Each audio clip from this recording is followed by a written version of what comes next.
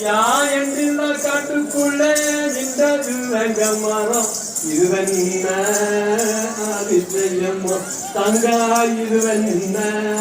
குறுமைகளோ அதையா தான்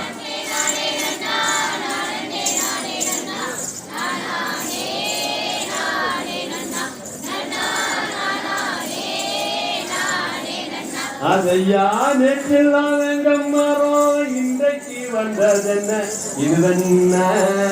அதிசயமோ தங்கா இதுவென்ன புதுமைகளோ அதையா தானே நானே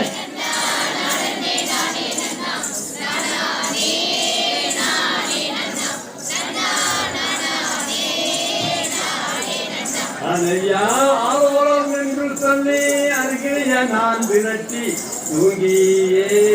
மூடித்தேன் அண்ணா அண்ணா மரமா